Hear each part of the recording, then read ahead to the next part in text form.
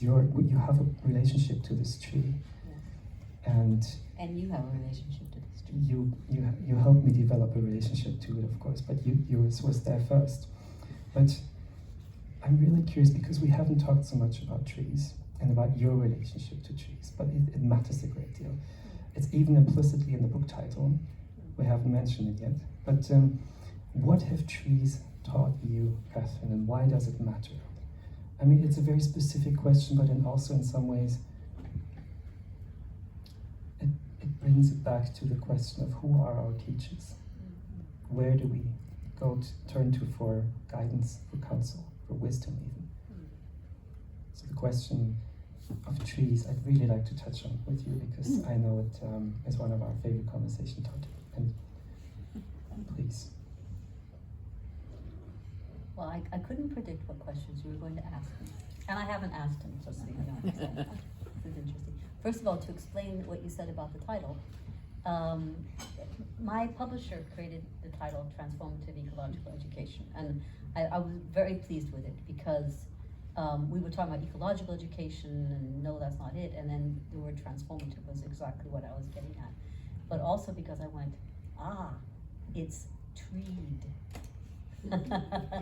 Transformative Ecological Ed is TREED.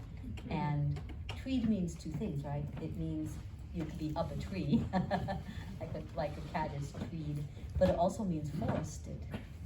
And forested gets at that idea that we're not just one. It's not a tree, but it's a space that is treed and forested. And I love acronyms anyway. But I love that sort of just came out there, that the TREED. And so you're right, it is there, or at least I see it there because I love trees.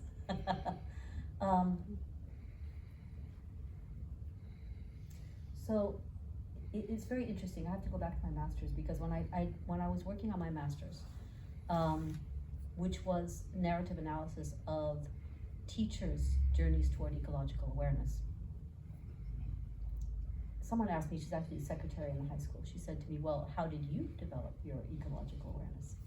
And stopped me in my tracks. I had to do a lot of thinking about that. But what I remembered was one particular time, because you may have noticed from my accent, do you guys know this story already? No, you don't. No, it's good. I don't want to repeat stories for my students.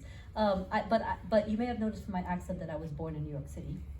So that I kind of talk like a New Yorker if I let it go. But I was born in the city, and so I didn't have a lot of experience with nature when I was young. But I remember one particular time when my mother had taken us to a large institution where she was visiting my sister actually, and when it went to go visit her and left us on this lawn. We were about 6, I think, and I clearly remember talking about senses and other ways of knowing, walking across this expanse of grass, and it was spongy. And to a child who's used to pavement, it was really magical that my feet were kind of sinking into this, right? And I walked over and there was a willow tree. And I remember to this day walking through the leaves of that willow tree and being in this magical world, this world of the smell of the earth and this dappled sunlight coming through, and how much that affected me. And I had forgotten it for years and years and years, but then it came back. And what I love about these experiences is that when they come back, they're as if you're there again. You know, they bring you back. So, I don't know. I often say, you know, what would a tree do? You know, how would a tree act? And I was thinking about that actually this week. So I can tell one story that maybe trees have taught me. And that was, I was thinking that trees, first of all, trees always yearn. You know, they may also grieve, but they always yearn. And so yearning is something that life does, and that trees do. So I think that's really important to remember that being fully alive, we will yearn. But trees come across constraints. Whether it's like a boulder where their roots are trying to grow, or whether it's the wind that blows constantly from one particular direction, or whether it's like the shade, it's in a shady spot. And it simply changes the direction they go.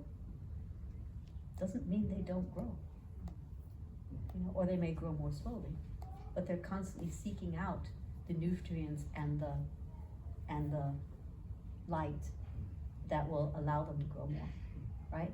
So I think that's a lesson in how do we respond when we come across a huge obstacle, or we come across something that seems insurmountable.